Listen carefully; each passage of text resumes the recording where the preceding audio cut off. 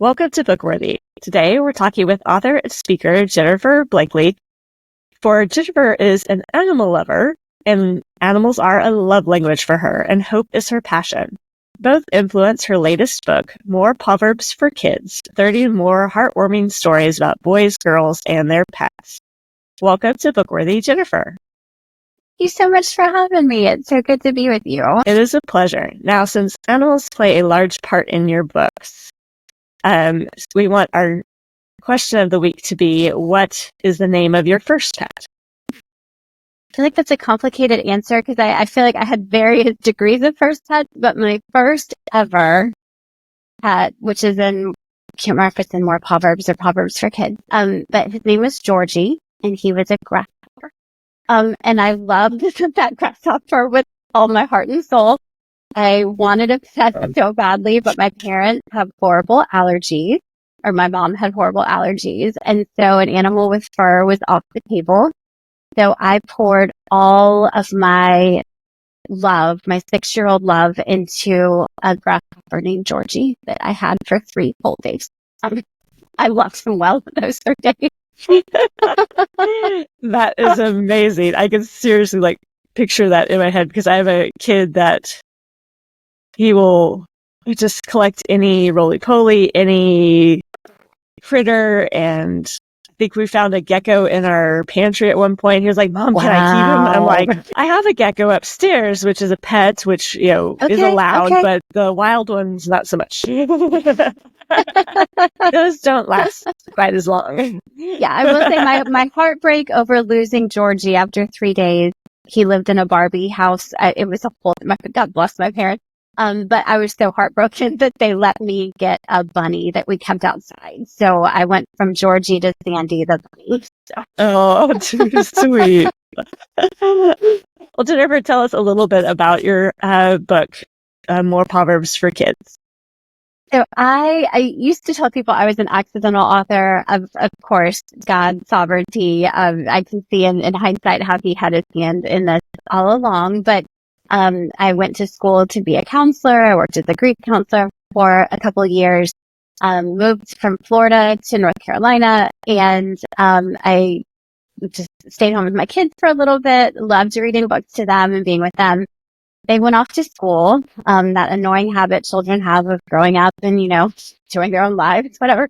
And so I was looking for something to do, and I went to a therapy ranch, thinking maybe I could volunteer, use my counseling degree in some way. And I met a blind horse who completely changed my life. I was mesmerized by the blind horse who was helping people see hope.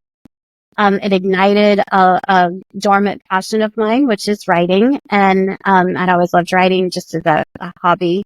Ended up writing about the horse's story just to share with some family and friends. And fast forward many years, I now write stories, true animal stories that help people see hope through the animals God scattered all over our planet. And my second book was Proverbs. My first book, Joey, was about the blind horse. And as I was writing that, I just became so fascinated with the ways that God provides for people through animals, and captivated with the lessons that we can learn from animals. And a verse I found when writing Joey was Job 12:7, which says, "Ask the animals and they will teach you." And so that's what I set out to do. And that became a devotional called Proverbs. And then we did Proverbs for a Dog Lover's Heart, which really resonated with our dog lovers, and then Proverbs for cat lovers. And because kids are my people, I initially thought Joey would be a children's book. I was a counselor for children, so my heart was always to write for kids. And so Tyndale asked if I would write Proverbs for kids, and I think I don't know that I've been more excited about anything other than getting married and having children. So I love getting to share the concept of Proverbs with children. So it's really a collection of true animal stories that feature real animals and real kids, and teach a lesson from that aligns with the book of Proverbs, hence the title Proverbs. And so it combines animal lessons with God's word, and just invites kids to pause and ponder who God is. I love that. What is it? Romans 1:20 says, all creation kind of speaks of God. And I've always been an animal lover, and God has always spoken to me through nature. And I've seen my kids connect more with God when we talk about animals, or when the dog gets a hold of said animal, or we rescued bunnies. There was one, was it 2 summers ago? I think there was a nest of bunnies that my dogs found that, because my dogs found them, I got to rehabilitate them for. Oh, okay. Yeah. So there's lessons everywhere. Some are a little messier and harder to spin, but there's lessons everywhere. Well, I love how your book really engages kids in their already love of animals. Like, I think kids just, even little grasshoppers, kids just have this love for nature and a love for anything smaller than them, I think. Right. Yeah, absolutely. So I love how your story did that. How did you collect all the stories for these books? It really is me just kind of training myself to pay attention. If there's one thing people will talk to you about, is their animal stories. And so, just being willing to listen. I have a great little tribe. I call it a positive community, online. And so asking people to share stories there, remembering some of my stories. I have a large extended family. And so, I feel like I'm just constantly mining for stories, and I have a nice file in my computer that's just stories that I someday want to use and plug in somewhere. So yeah, it's amazing. If you just ask people, do you have a pet? Have you ever learned anything from your pet? Like 2 hours later, you have, 15 stories to take with you. Somehow it is easier to talk about your pets than it is about your own self sometimes. Amen. Yes. Well, Jennifer, what do you hope kids kind of walk away from with these books? Obviously my goal is, like, the book of Proverbs is the wisdom literature. So, little, I used to call it nuggets of wisdom when we would teach. My husband and I were teaching a kid's Sunday school class. And at the end, I'd always be like, okay, let's do our nugget of wisdom. And then they would get a little Hershey nugget, when they were able to consolidate everything into a little nugget. So, trying to create a book with just a lot of little nuggets of wisdom. And then I also did try to draw from my counseling background, just to deal with some harder subjects, but doing so with an animal friend, which is far less threatening, and inviting the child to see maybe their loneliness, or see their grief, or see their fear, with that animal friend beside them. So tried to kind of do a little bit of both, incorporating the spiritual aspect and the counseling aspect, and both of those go together so beautifully in kid appropriate language, and with a lot of adorable animal photos. There are a lot of adorable photos, and I love how it's not just dogs and cats, but I think of the first book you had a guinea pig on the cover, and then some lizards, and it's like no crickets. I don't think I can't remember if there was a cricket. No crickets. No Georgie, I think, was the only insect. I have randomly 2 awesome ladybug stories, so we'll see. There's fish in the book. The gecko. Can't remember if this one has an iguana. A bearded dragon makes an appearance. So we try to cover horses, goats, the wide variety of pets that to end up in our homes, right, when we have kids. Yes. You never know what they're going to bring home, for sure. No. Well, Jen, you told us a little bit about your writing journey, but did you always want to be an author? I always loved writing. And so that's one thing I've paid attention to and shared with my own kids, and I'll tell any children that are listening, is really pay attention to the breadcrumbs that God sprinkles in your life. I feel like he gives us these little breadcrumbs, and if we're paying attention, it's usually in hindsight we see the breadcrumbs. But I had always loved writing, and I loved writing cards and letters to family and friends. This is going to sound terrible, but that made them cry. I love touching their heart, not in a bad way, a way that touched their heart. There was something so intriguing to me, something I would write, thought I had that I wrote would touch someone's heart. I just thought that was normal in everybody. was like that, but discovering that was something that God gave me. And so I never saw myself using that in any kind of professional ability. And then those that read Joey, that first book, I mean, there's some gut wrenching scenes in there. It's a beautiful story, but it's a hard story. And so kind of pulling that back out and then the counseling, so much of counseling is listening to people's stories and being able to help them see like that thread of grace and redemption in their story. And so how God wove that together and that passion. And then as I'm collecting animal stories, I'm listening, I'm using a lot of those same skills. So I didn't know I always wanted to be an author, but I knew I always loved writing and I loved reading and I loved getting lost in a story. And then eventually writing my own story and getting lost in that. It's a different type of lost, but it's lots of fun, right? Yes, very much so. You just kind of give yourself over to what God is. I like to think of myself as an author as a faucet. It's not about the faucet. The faucet's just the conduit. And so it's just coming to God with open hands and a blank screen and just asking him to pour through me onto that screen. So I really view it as an act of worship. That's amazing. And I love what you said about, breadcrumbs. I tell my own kids that they're always like, I don't know what I want to be when I grow up. It's like, don't think about what, you want to be. Just look at how you're geared. Look at how God made you. What brings you joy? What do you naturally do, in your everyday? I've got a kid that I think at kindergarten, or no, it was the summer before he was starting kindergarten. And he's like, Mom, give me some math problems. I'm just like, okay. Wow.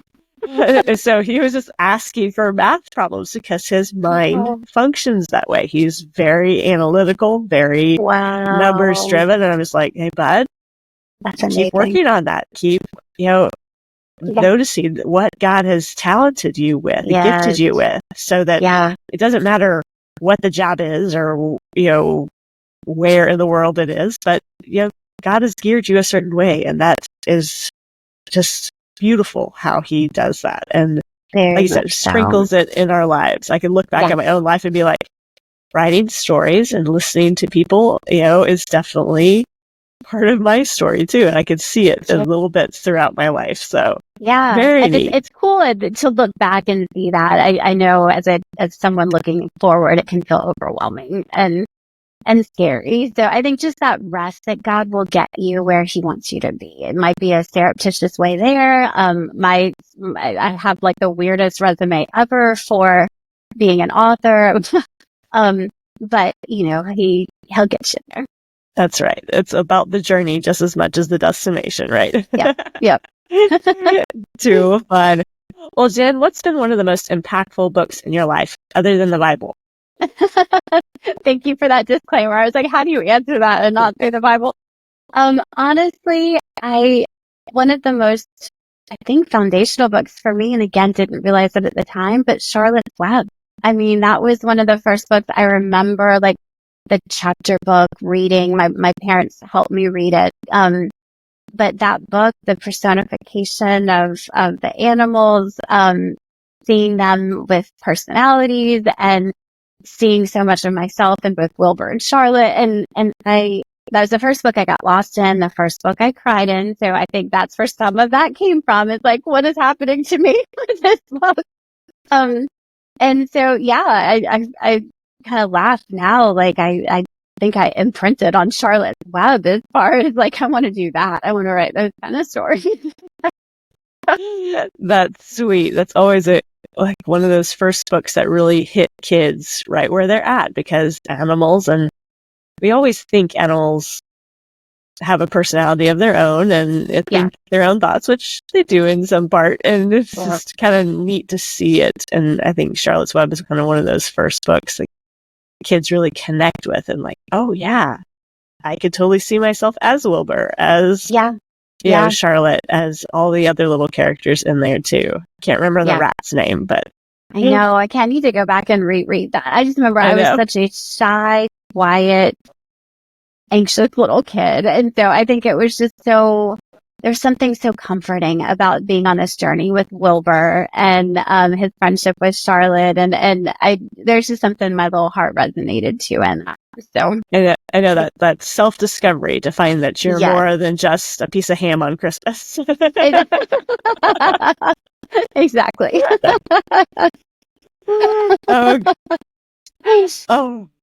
Jennifer, tell us a little bit about, I guess, one of the first stories in this book. Your cat, Sugar. Yes. Can you tell us a little bit about Sugar?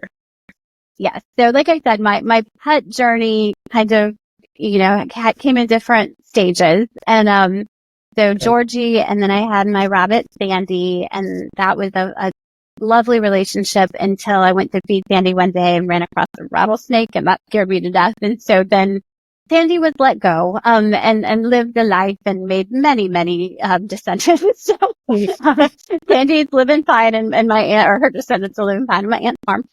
But then, my best friend moved away and left us their outdoor cat, Sugar.